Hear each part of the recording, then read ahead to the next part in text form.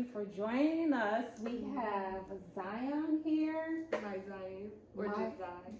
MiZion? Yeah. Oh, okay, MiZion. Thank you Yeah. for correcting me. And tell me a little bit about yourself. Okay, so I'm from Columbus, Ohio. I'm 22 years old. I'm an artist.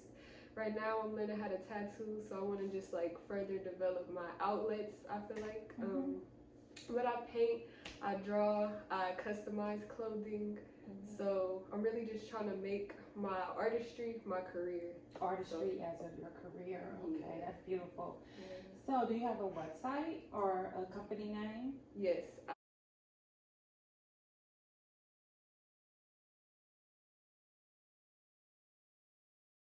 I go by Customs Eye. That's my LLC. But I also do have a website. It's called Customs Eye Illustrations. So basically, I just have like some of my pieces. It's not all of my work, but some of my pieces, the sale price that I have them for. And yeah. So, these pieces are all listed on your website?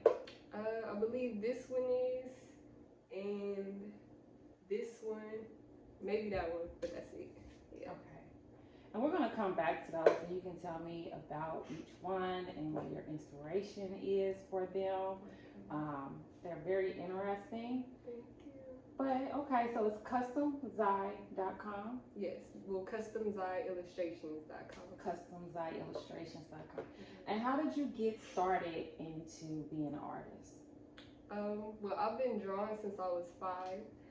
So then I just kept drawing, kept developing it, playing with like different mediums, stuff like that.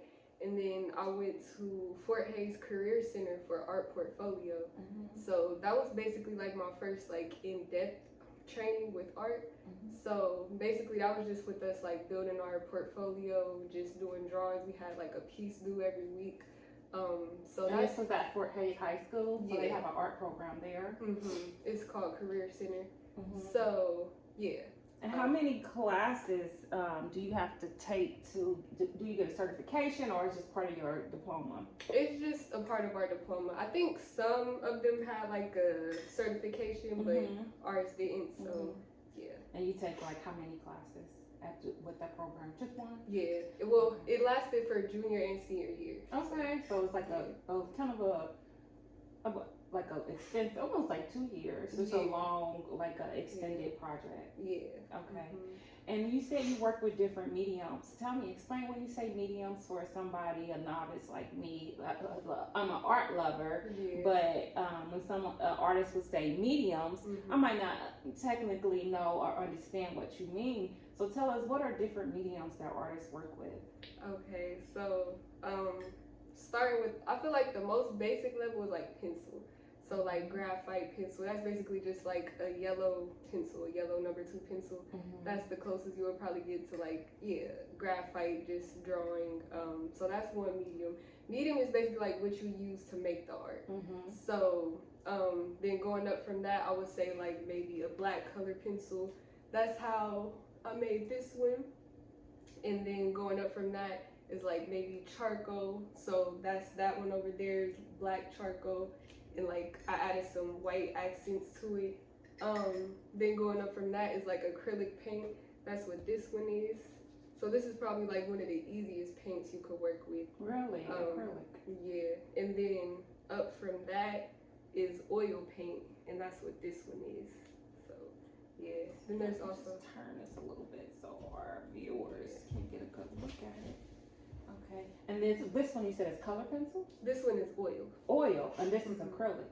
Okay. And what's your favorite medium to work with? Right now I would definitely say oil. And that's crazy because I didn't start off like liking oil. I mostly used acrylic, but then I just kind of kept playing with oil, seeing how it worked, how it blended, and it's really, thank you. It's hot, so okay. Thank you. You're welcome. But yeah, that's how I got into liking oil. Also, I just got into watercolor. There's a table over there. You can move that crystal if you want to hand it to me. We can move it. Okay, so watercolor, that's a different medium. That's another paint. Okay. Yeah. I have some questions right there. Okay. Can you tell me, so Fort Hays, you said you've been an artist since you were 5. Yeah. And you grew up in Columbus. Were your parents into art? Or Yeah, my mom, she used to draw. She liked to draw, but she never like developed it as much. But definitely, I got that from her. And then my sister, she used to draw a lot too. So I would basically just try to like mimic everything she drew. I would try to like copy it, do my own little version of it. It used to be terrible, but it got better. Yeah, Kept getting better. exactly. So, That's right. That's how it works. Yeah. Okay, so since you were 5, you've been interested in art and developing your talent since a very young age, since it's a little school ager. That's a little bit older than a toddler, but almost. And do you have your favorite piece with us? If not, can you tell us what your favorite piece is? I believe it's this one. Why is this your favorite piece? What's the medium again on this one? This one is acrylic. Acrylic, Yeah. okay. It's a lot of reasons. So this one is called Smoking Beauty, and I did it my sophomore year of college, and I actually used my friend Brielle. She's also an artist. I used her as the reference for this part of it. But I have this piece tatted on my thigh too. The entire piece, the face, the body on the image on the side. Oh, wow. Yeah. Oh, I would like to see that. If I had shirts, I would show you. Yeah. But oh my gosh, you have to send me a picture of it. Yes.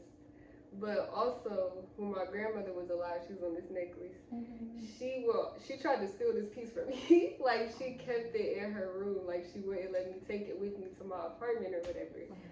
But so yeah, the meaning behind this piece is basically when this figure right here represents the contemplation of showing your true self, like letting out your inner sentiments, letting out your inner emotions, expressions, all of that. You're just kind of contemplating, whether that's through like just being shy or just holding back what you really want to say, how you feel, what you want to do in life, anything like that. And then this figure is the after of just finally letting it go. So this is the smoking beauty effect of when you finally just let out everything. That's what the flowers is, all the inner emotions and expressions that you always wanted to let out, it finally gets let out. So that's beautiful. That's a beautiful interpretation. What is the name of this piece? It's called Smoking Beauty. Oh, you said that 3 times. It's okay. 5 times probably. It's okay. Okay. What moves you as an artist? What moves me? I feel like stories, people's stories, different emotions. Like, I like to tell stories with my art. I always tell people that. So, yeah, I like to hear emotions, like how people got through things and what things made them feel like, and I try to figure out how I can interpret that visually and like, yeah, tell a story. That's why I like illustration. Like, when I was in school, I had to choose a major, and I chose illustration because I just felt like that was the most clear-cut way to express how an artist tells a story visually. So yeah, makes sense. And I don't know if you can answer this differently, or if it maybe you feel like the same question to you, but what inspires you? Well, I would say it's about the same. People stories, definitely. People emotions. That's what drives me. Now, when you're doing a piece, whether someone is telling you a story or whether you're doing it by yourself when you're alone, do you have moments of inspiration, like something you feel deep inside of you? Yeah. I feel like just God, honestly. Like the fact that He gave me a gift of being able to create things with my hands and explain things without having to say anything and just draw stuff out and make people feel what I'm saying, like by just looking at it. I feel like that's where I get it from. Like, just knowing that I was blessed with the talent of being an artist. Like, I don't know. I just feel like that's the root of everything. So whenever I have like an assignment, whether it's like a client or like you said, just something that I'm doing personally for myself, that's where I start. Like, I recognize that like I've been chosen to have this gift, so that's where I'm drawing from.